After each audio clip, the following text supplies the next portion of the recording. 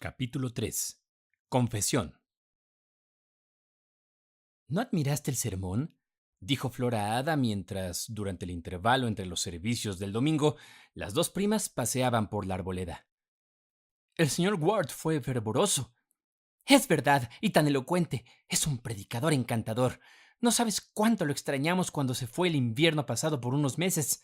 Tuvimos a un hombre terrible, con una voz sepulcral. De verdad, sé que estuvo muy mal, pero casi no podía mantenerme despierta mientras predicaba. Y la joven siguió describiendo al mensajero del Evangelio en términos muy parecidos a los que Ada habría usado para hablar de un actor que no le gustaba. Pero el señor Ward es tan diferente, dijo al fin. Me encantó su sermón. ¿A ti no? A decir verdad, me hizo sentir un poco incómoda, respondió Ada. Eso es un cumplido al poder del predicador, dijo Flora sonriendo. Nunca lo oí hablar con más fuerza que hoy sobre la parábola del sembrador. Y a ti te encantó el sermón porque toda la última parte te pertenecía, toda esa hermosa descripción de la buena semilla que brota. Flora hizo un pequeño oh de modestia. Mientras, yo me preguntaba qué parte se aplicaba a mí. ¿Y cuál te pareció? Dijo Flora sonriendo, pero Ada estaba seria. Me temo, dijo la joven con un leve suspiro, que me parezco más a la semilla entre espinos. ¡Oh, no, querida! Exclamó Flora, por cuya mente había pasado la misma reflexión durante la mayor parte del sermón. No soy siempre descuidada, dijo Ada con seriedad. Cuando era niña, cómo lloraba con la historia de la joven de la cabaña, de John Cottiger-Legge Richmond, y deseaba ser como la pequeña Jane. Y ahora, a menudo los domingos, cuando oigo un sermón tan hermoso como el de esta mañana, me siento como una criatura distinta, realmente religiosa, y me acuesto con tan buenos propósitos. Pero luego viene el día siguiente, y de algún modo lo olvido todo hasta que vuelve a llegar el domingo. Flora guardó silencio, pues no sabía qué responder. Tú eres tan buena, tan desinteresada, tan poco mundana, tan distinta de mí en todo. Querida Ada, eres una triste aduladora. Pero todos piensan lo mismo. Tu madre, el clérigo, todos los que se te acercan ven que eres un ángel. Solo te faltan las alas. Cuando te oí repetir la confesión de pecados tan fervorosamente a mi lado, no pude evitar decirme, me pregunto qué tiene Flora que confesar. ¿Cómo, por más que se estire la imaginación, puede creerse una miserable pecadora? Ada, todos somos pecadores. Sí, sé que hay mucha maldad en el mundo, pero está muy desigualmente repartida. Algunos tienen tan poco para su parte que es literalmente invisible, como la tuya. Ahora, lo que quiero que me digas es esto. Cuando sigues al clérigo en esa parte del sermón, ¿estás confesando los pecados de tus vecinos en general? ¿O algunos tuyos en particular? ¿Estás bromeando? Dijo Flora visiblemente incómoda. No, en absoluto, no bromeo. Hablo con toda seriedad. Quiero saber de qué puedes acusarte cuando pides perdón con tanta devoción. ¿Deseas la autoridad de un sacerdote confesor? Ahora, como una buena niña, contesta mi pregunta, o pensaré que no lo haces porque no puedes. Flora vaciló. Extrañamente era un asunto sobre el cual poco se acostumbraba a reflexionar. Por hábito, había repetido oraciones en voz alta, y su voz había adquirido una entonación que, naturalmente, daba impresión de fervor. Pero nunca había pensado en interrogar su propio corazón sobre la sinceridad de su oración o sobre la existencia real de esa devoción profunda que su manera expresaba. Tampoco se le había ocurrido indagar qué pecados concretos pesaban sobre su conciencia. La verdad es que la carga, si alguna tenía, era tan ligera que apenas podía decirse que la sintiera.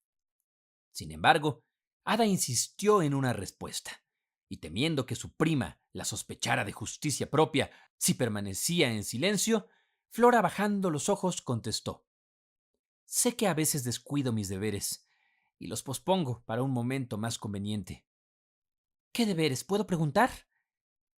Como visitar a los pobres enfermos. Ada alzó las manos con asombro. Ay, pero si a mí me parece que aquí no hay otra cosa que atender a los pobres de la mañana a la noche, cortar labores para la escuela, llevar caldo a las ancianas, reprender a los niños, visitar, leer. ¡Ja! Eso es más obra de mi madre que mía. Querida, haces lo suficiente como para que te canonizaran en cualquier calendario romano. Si tú tienes que arrepentirte por no hacer más, ¿qué será de mí, que yo no hago nada en absoluto? Vamos, dame una falta más tangible, si el microscopio de tu conciencia es lo bastante fuerte como para descubrir alguna en tu conducta. A veces pierdo la paciencia con los niños de la escuela. Me lo imagino, aunque yo nunca te he visto impaciente, pero ¿qué puede ser más duro para el carácter que enseñar a un grupo de rústicos torpes? Eres demasiado buena en dignarte a decirles algo a esos pequeños bribones. Bueno, ¿ya se acabó tu catálogo? Flora esperó unos momentos antes de añadir con un pequeño suspiro. A veces deseo cosas que no debería desear. No hay nada malo en desear, dijo Ada con rapidez. Yo deseo mil cosas todos los días: una arpa, una cruz de diamantes, un viaje a Italia, un buen caballo. No se acaban nunca mis deseos y no le hacen daño a nadie. Ya suena la campana para el servicio de la tarde, dijo Flora, más bien aliviada por la interrupción. Espero que vayas con un espíritu muy penitente, exclamó Ada. Las palabras ligeras de aquella muchacha despreocupada no hirieron el oído de su compañera como debieron haberlo hecho. Como lo habrían hecho si las ideas de Flora hubieran sido más claras, su conocimiento mayor, su examen propio más profundo. Antes bien, le produjeron una sensación de placer, porque mientras Flora se sentía inferior a su prima en conocimiento del mundo e instintivamente miraba a Ada como superior en todo asunto de moda, era consciente de poseer una gran superioridad en todo lo que tocaba a la mente o al corazón, y en secreto compadecía a la joven londinense como mundana, frívola e ignorante de las cosas espirituales. ¿Hasta qué punto Ada merecía la silenciosa censura de su prima? No lo indagaré por ahora. Mi asunto es Flora misma. Es para tales como Flora que está escrito este pequeño libro, para los miles y decenas de miles que, en nuestra pacífica y feliz isla, llevan vidas útiles en el seno de familias piadosas, disfrutando de todas las bendiciones del hogar. A esos es a quienes con toda seriedad y afecto suplico su paciente consideración, mientras procuro escarbar un poco más hondo que la superficie que parece tan hermosa, para ver si el mineral que yace debajo es tan precioso como el paisaje es encantador. Si, para cambiar la metáfora, la semilla de la palabra ha caído realmente en tierra buena y honrada y está dando fruto en una cosecha de buenas obras por la bendición derramada sobre ella desde lo alto. Para proseguir nuestra búsqueda, debemos asumir el poder de mirar más de cerca en el corazón de Flora de lo que ella misma lo ha mirado jamás, y de rastrear sus acciones hasta su fuente, como ella nunca ha soñado hacerlo. Flora era la amada y única hija de una cristiana devota. Desde su nacimiento había sido objeto de muchas oraciones, y la fe se le había inculcado desde el tiempo en que pudo balbucear el nombre del Salvador. Grande había sido el gozo de su tierna madre al ver los primeros albores de percepción espiritual en la mente de su hija. Grande era su orgullo, si es que una persona tan mansa podía sentir orgullo, al notar el placer que Flora encontraba en su Biblia. ¿Quién puede extrañarse de que no analizara de cerca si ese placer nacía del deseo de ganar su sonrisa o de un amor sencillo por la verdad? Flora estaba dotada por naturaleza de un carácter dulce y apacible, y en la vida retirada que llevaba, rara vez había algo que lo irritara. Tenía también un corazón cálido y afectuoso, y como esa ternura se derramaba sobre su madre, los deberes hacia ella eran mirados como deleites. Flora se complacía en complacer a su madre. Uno de los rasgos más fuertes del carácter de Flora era el amor a la aprobación, y por más cuidadosamente protegida que siempre hubiera estado de toda influencia dañina, esta pasión, tan a menudo peligrosa, tan fatal, llevaba siempre apariencia de virtud.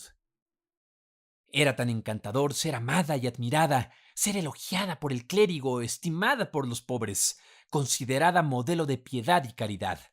Flora apenas se daba cuenta de que, en su vida retirada, el amor por la variedad, la necesidad de ocupación, el deseo de hallar algún objeto de interés, podrían bastar para llevarla a las moradas de los pobres sin un motivo más alto.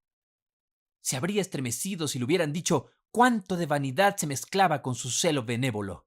Tenía una idea vaga, justa en sí misma, pero perjudicial en su efecto sobre su mente, de que la mujer nunca parece tan celestemente hermosa como cuando está ocupada en obras de misericordia.